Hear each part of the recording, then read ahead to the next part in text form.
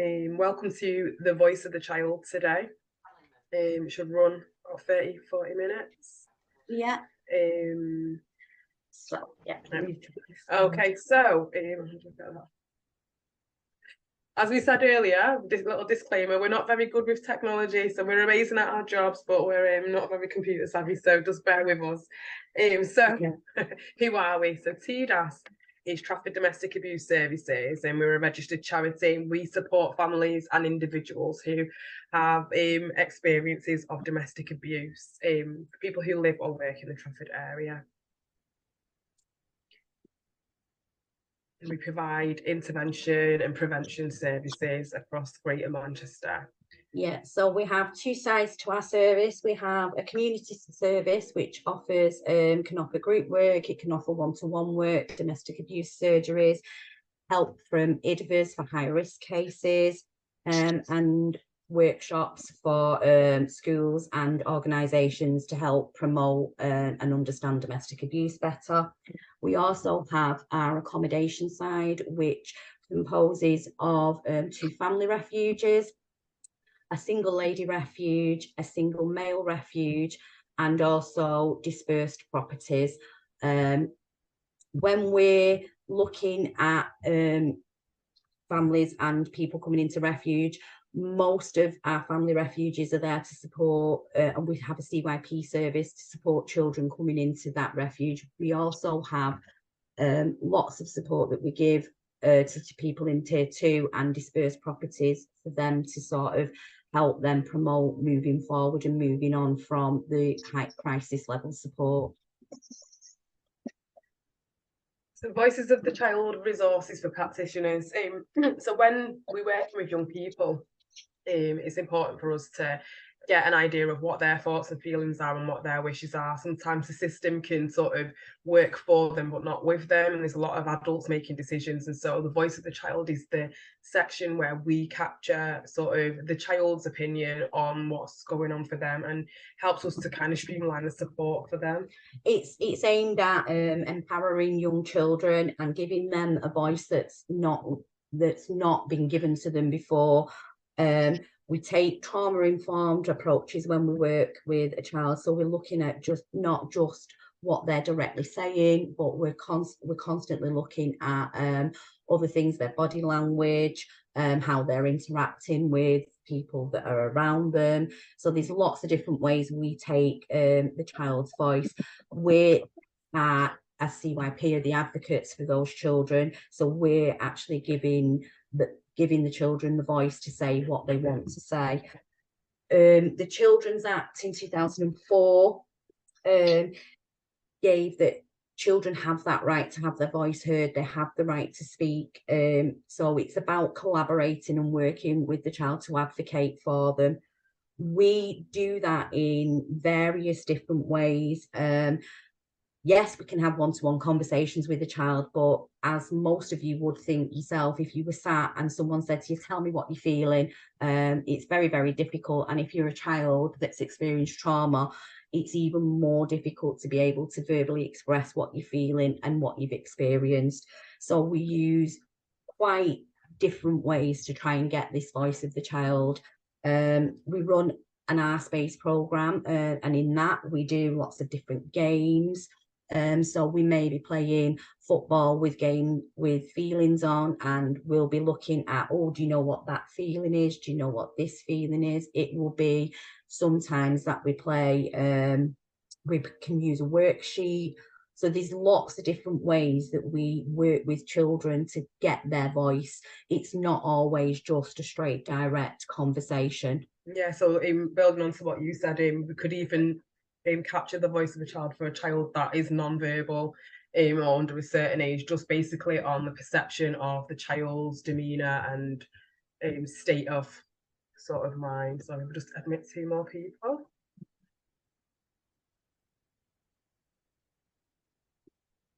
This is brilliant, this. Thank you. Thanks very much.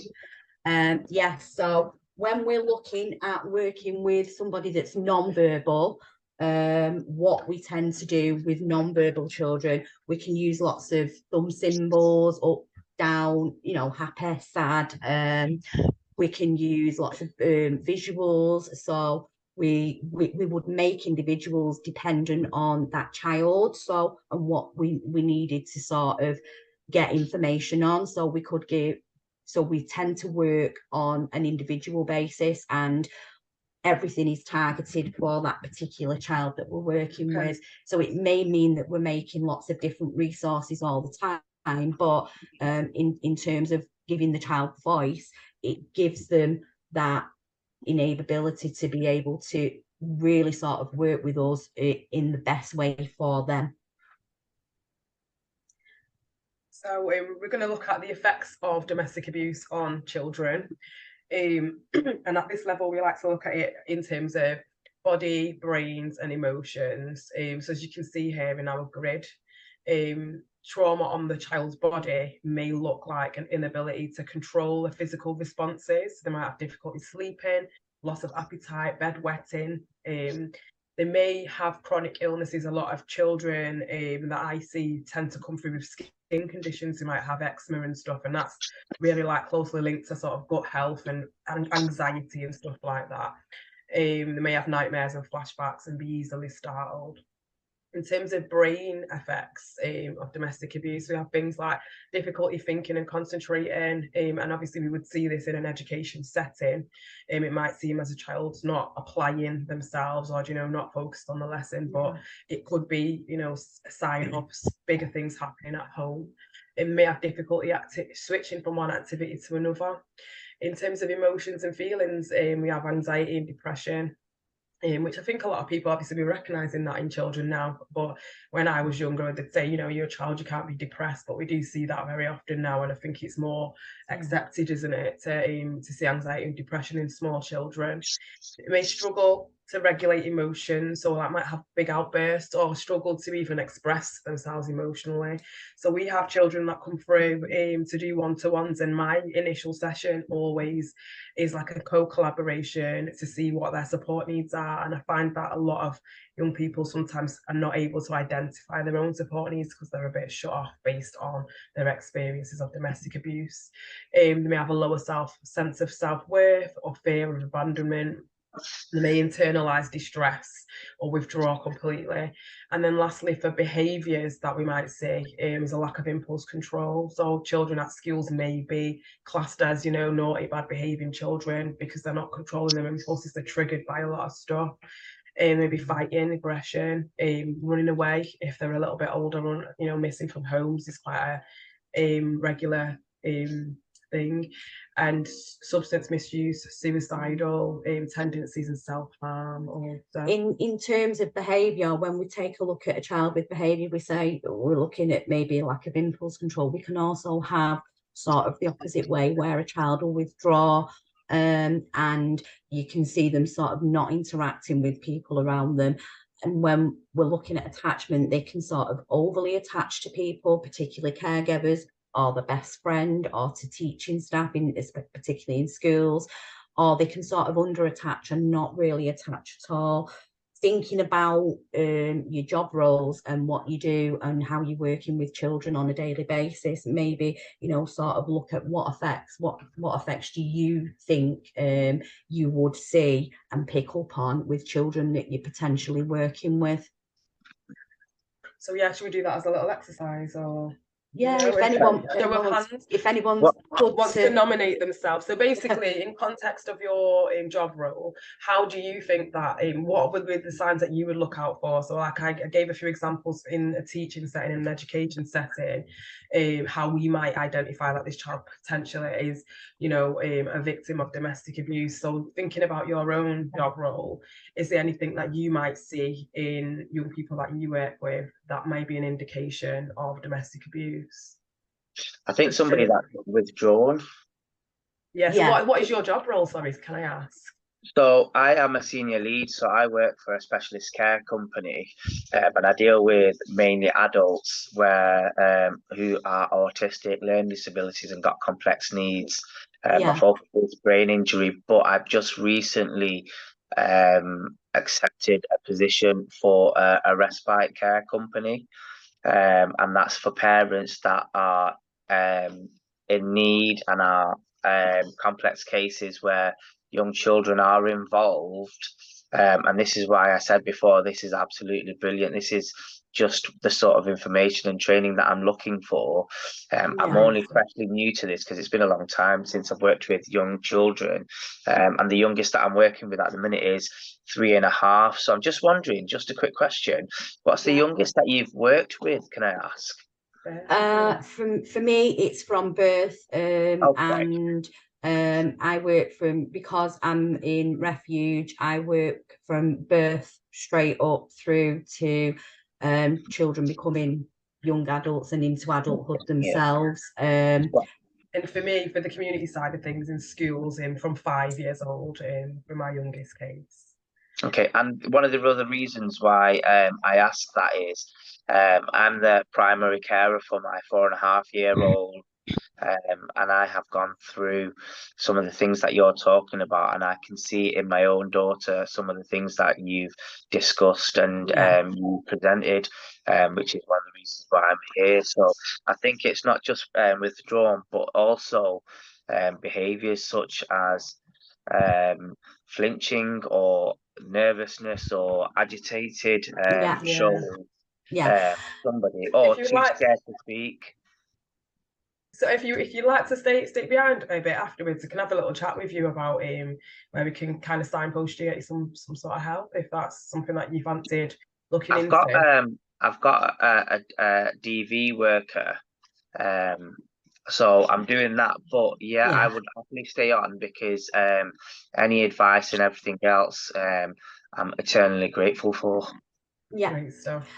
So you're right, you would see sort of small movements like flinching, and what I think people, when you say you're working with children that may have some additional needs, trauma and particular trauma in children can present as additional needs. So it's very, very difficult to sort of ascertain how much is trauma, how much is a more complex need or an additional need. And so working in a trauma-informed way actually works in the best way to understand the child's experiences for them, despite whatever's actually happening with that child. And just in case anyone's not familiar with it's a familiar term now, isn't it? But the trauma-informed approach is basically just, kind of getting a feel for the individual and seeing what it is their needs are, and also just always considering that they've probably been through quite an amount of trauma, and so it's open questioning, not closed questioning. Do you know what I mean? We never actually force anybody to discuss anything that would make them uncomfortable. But the next slides, we're going to be showing you some of the resources that we actually use when we do identify young people that we need to work with. So we have 2 booklets. Of a primary school resources booklet and a secondary school resources booklet. If any professionals are interested in this, you can actually email admin@tdas.org.uk, and if it's appropriate, we would be able to email you this booklet. We'll have a little look in a bit more detail what it involves. So the primary booklet obviously is aimed at primary school age children, so up to the age of 11. And as you can see here on the right hand side, we've got the contents page. So this booklet would not actually be done in a chronological order. We pull sheets out, and it just depends on over, you work with them for longer than 6 weeks, don't you? I do over 6 weeks. Mandy normally does up to 8. And we'd always do the who am I just to get to know them, and I like to co-collaborate sort of where the sessions are going to go. So I give the child, no matter how young, the autonomy to decide, like, I want to work on anger or I want to work on worry. So there'd be fun things that I would definitely want to do, like what is domestic abuse, but then there's others areas I let them kind of lead. So as you can see, I won't go through it, but these are the areas and the sort of subjects that we might touch on. And I think I work in refuge, so it's a very, very different type of support in terms of how the children need the support, because we tend to work on what's the most bothering that child at that point in time, and we work from a very, very different way. If it was in community, I would work around about 8 weeks. In refuge, it can sometimes be 6, 7, 8 months that I'm working with a particular child, because most of the children that come into refuge come in at crisis point, and it's quite a lot of intense work. And when we'll sort of look at feelings checking, I can sort of say, I mean, a lot at the minute we use sort of inside out characters, and I'll just say to them, oh, who are you today? And they can just say, oh, I'm joy, or I'm anger.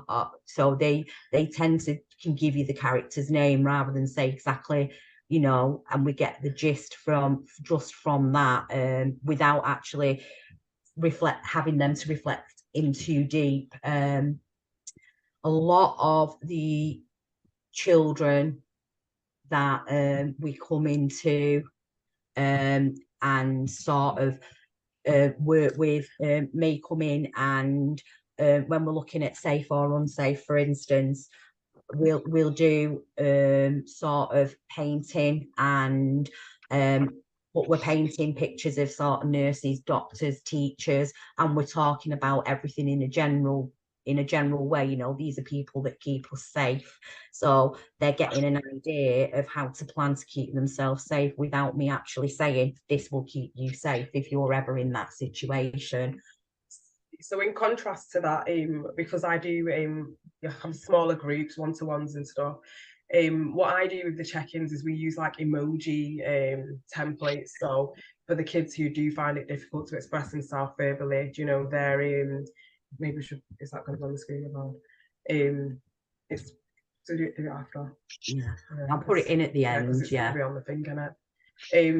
Yeah, so I would use it's basically smiley face to kind of angry face, and it kind of stops children from having to really be able to verbalize how they feel, and tend to kind of start a conversation based on what they've picked. You know, why have you picked that? And then that's again how we get closer to the voice of the child.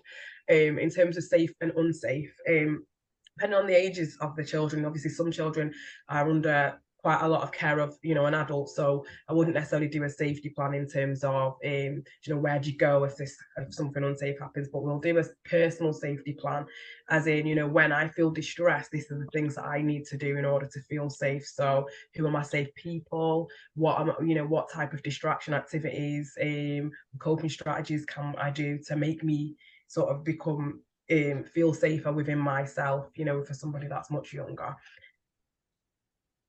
So next we'll look at your replies to the chat later, I think, because what we will do is we'll send you we'll put our admin email in at the end, and then you can take that down, and you can email our admin for any inquiries.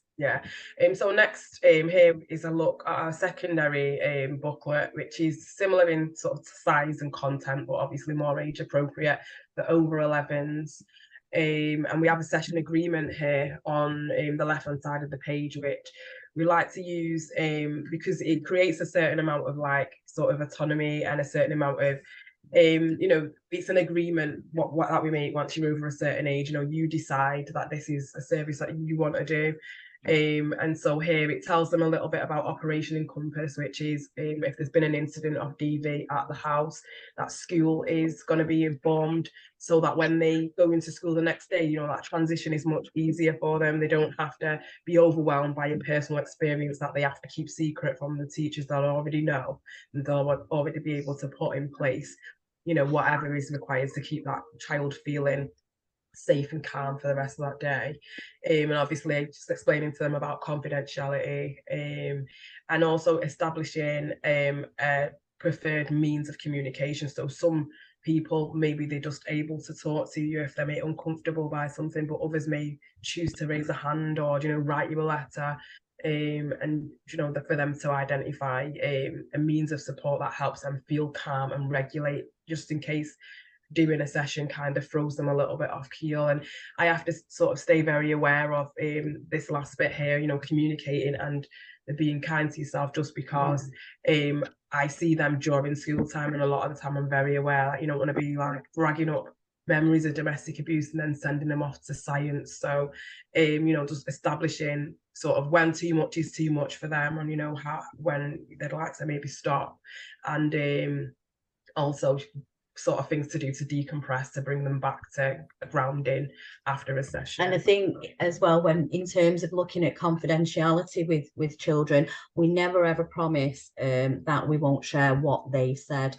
A lot of what we say when we're working with children is what you tell us will be kept to between me and you, unless I feel that you are or somebody else is going to be unsafe. So then I will talk to you about what I am going to share first. And that's about building up trust with the child we're working with. They need to be able to trust that we're going to keep to our word. And so whilst when we look at confidentiality, we look at it in terms of letting them know that whilst some things will be kept to us, that if we felt it was around their safety, that we would talk to them, but we would be sharing. And it's really important to be very, very honest that is a potential situation that could come up. They do respect that. You know, I think it's just it is an environment where we never encourage them to speak about an experience that they've actually had. A lot of these activities help them to remove themselves from, you know, the situation, but what it will do is obviously it'll bring up things that they already have experienced and they know, and you just let them know that it's a safe space if they do want to speak. But if they don't want to speak, we can still complete the activities, you know, and it would still have the same impact without them having to kind of draw for their own personal experiences. I mean, a lot of the children as well, they take a lot out of sessions. I mean, even the elder ones in secondary age, you wouldn't think that they'd want to sit there and create something, but they'll all quite happily sit there and create a self-esteem mirror where they're looking at and doing that craft activity.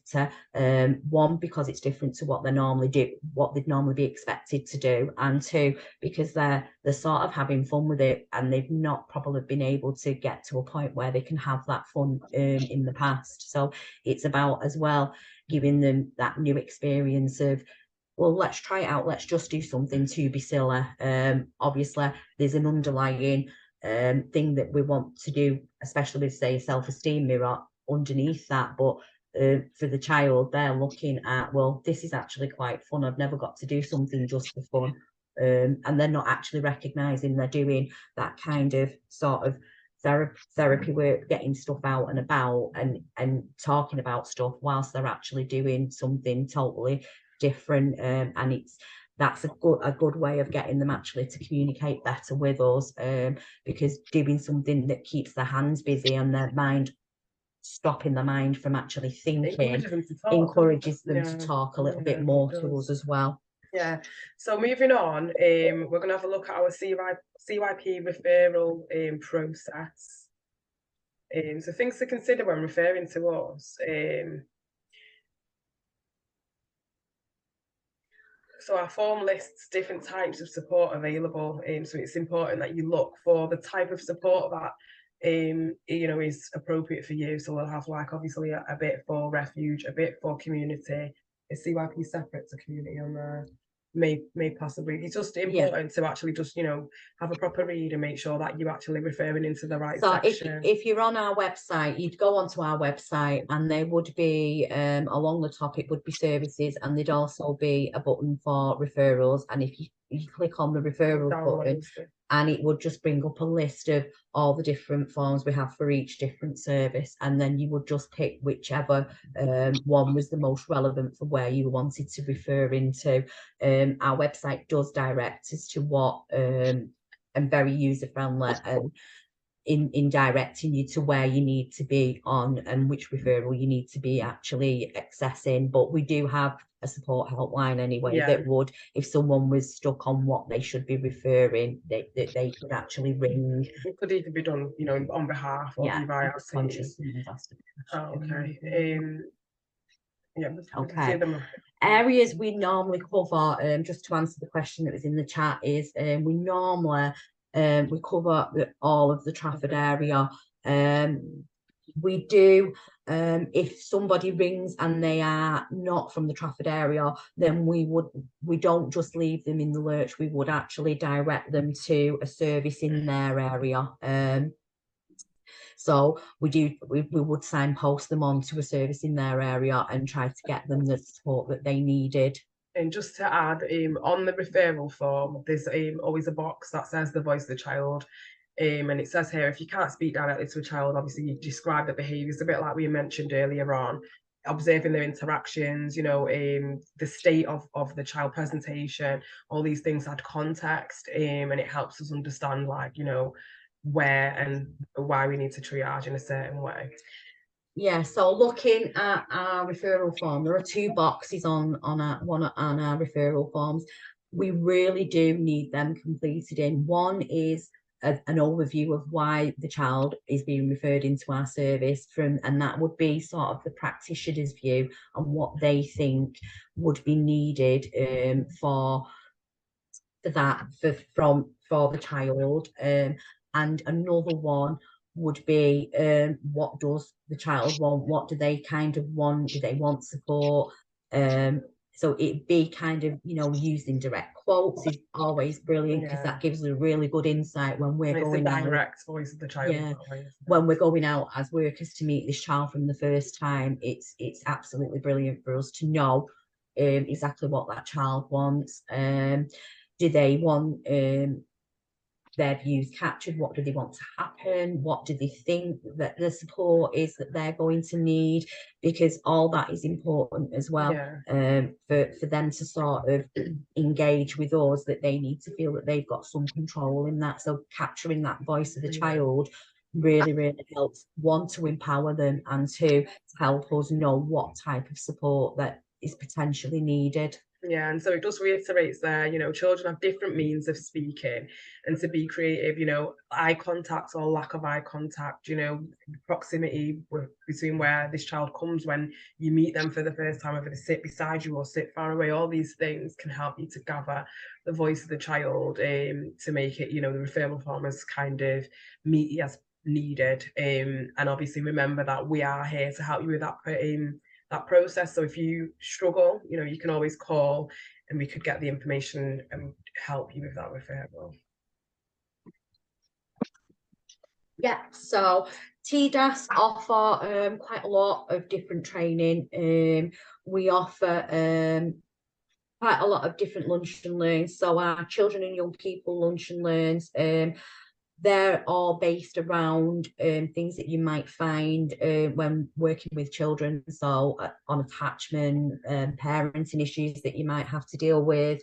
How do we educate young people about domestic abuse, healthy relationships, what happens when children are in refuge, what signs to look out for in young people. So those tend to be the 30 to 45 minutes lunch and learns that we do.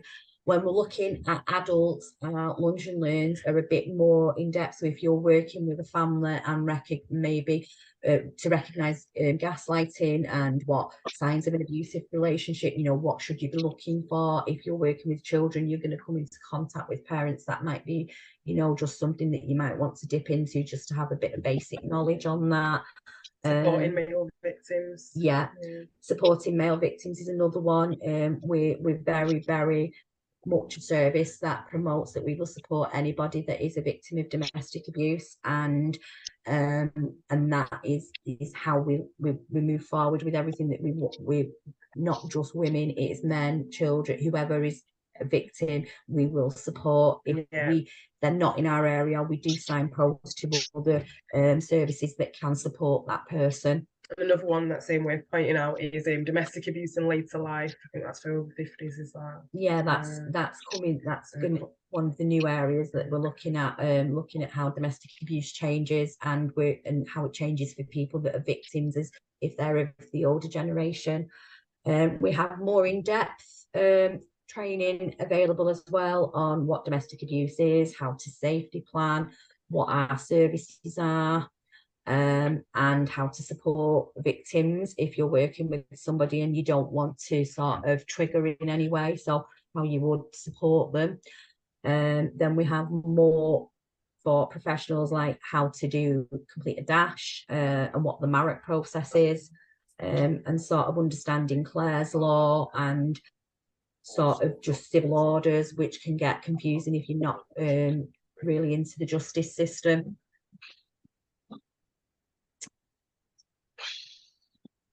you touched upon something quite sensitive for me. I am now a recovering domestic abuse victim. So looking at all of this, it's so reassuring. Yeah, there's support out there. I mean, sometimes it's there is. You have to do a little dig, but once you make contact with T-Dash, you'll see, we are here to support the whole family, the whole, every victim in any sort of shape and form. Yeah. There was just a question then, sorry. Yeah, it was about scheduling, wasn't it? Yes. So do they have to go on scheduling? Most of these are available on Eventbrite. I couldn't tell you the scheduling off the top of my head, but they do come up on Eventbrite, and it's just a case of going on and seeing when our next ones are sort of due. Would they put T-Dash into the Eventbrite, do you think? I'm not sure how we would do that, to be fair. But yeah, so she's asked me a technical question, definitely not anything to do with technology. I mean, I'm taking a guess of, say, if you was to go on Eventbrite and put T-Dash or Trafford Domestic Abuse Services, if there's anything there, it would come up. Yeah. So that's taking us to the end of our presentation, I think. Yeah.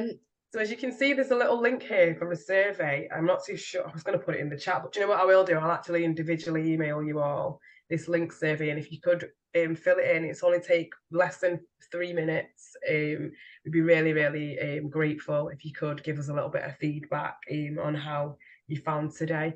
If there's anybody like the gentleman we spoke to earlier that does want to have an extended chat, if you just stay behind and we can have a little chat. Thank you. I'd like to say thank you for attending today. Listening, and giving up your dinner time. Yeah, I know. Go and get some lunch.